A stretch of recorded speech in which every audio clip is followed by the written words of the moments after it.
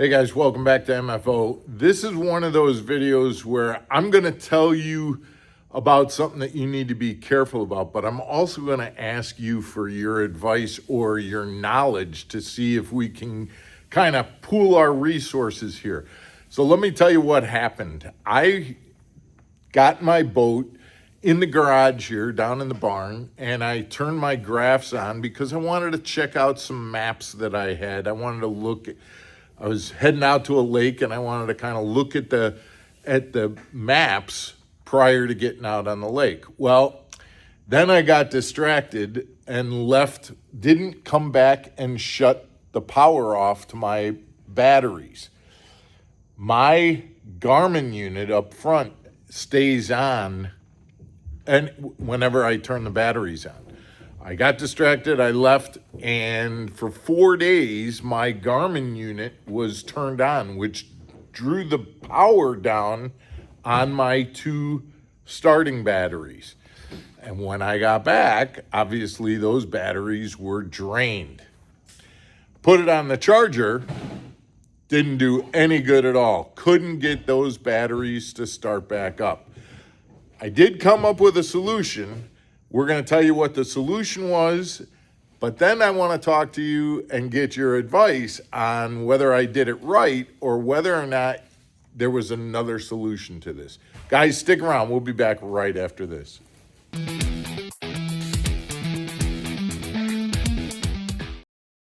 Welcome back to Mark Fisher Outdoors, everybody. I'm Mark Fisher. So like I said, I had left my graph on and the power on in my boat. Came back 4 days later and my batteries were dead, okay? So I put the onboard charger on, left it overnight, and thought, okay, I'm good. Went out to the lake. I had no starting batteries at all, even though my onboard charger had been on for 24 hours or more. Well, when I got back here and I put a voltmeter on my batteries, I was looking at about, I think it was about 6 volts, something along those lines in my two AGM starter batteries.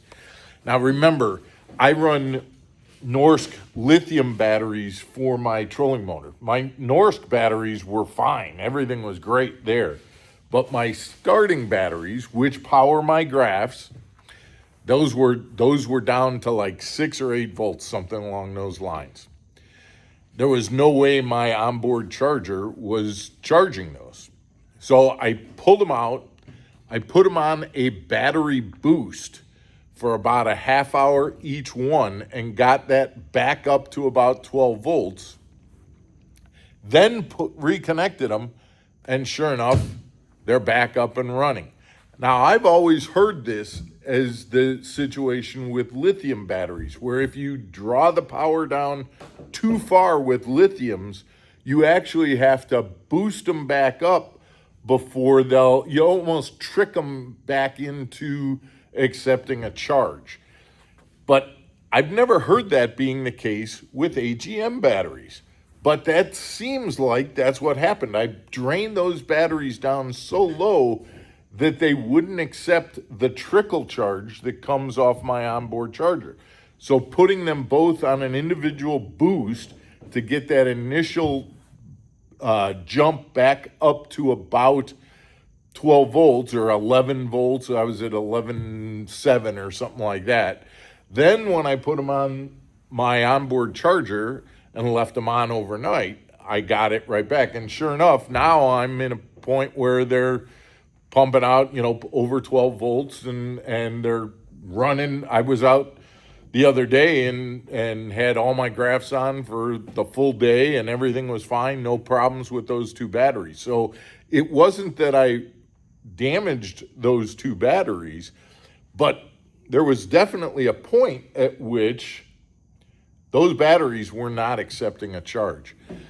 That's what I did. So again, the point of this video is what I did was I boosted those two batteries to get them back up to the voltage where my onboard charger would accept that. I'm asking you guys whether do you think that there was another solution to that, or do you think that I did any damage to these batteries, or do you think that these batteries are just fine? And I've never heard of AGM batteries actually going that low and then needing that boost in order to accept a trickle charge. But that seems to be what happened with mine. And I'm going to show you, these are Odyssey batteries. They're very good quality batteries. And that's what happened in this situation. The tip, if there's any tip to this, guys, is make sure that you're turning off the main power to your boat before you leave your boat, because either leaving a graph on, or just the reality is that there is stuff in this boat that is running all the time if you've got that main power switch turned on. You want to make sure that you're turning off your power switches so that you're not draining any or the least amount that you can out of your main batteries. Guys, I'd love to hear your comments on this one. I don't have an answer on this. I'm looking for your wisdom on this.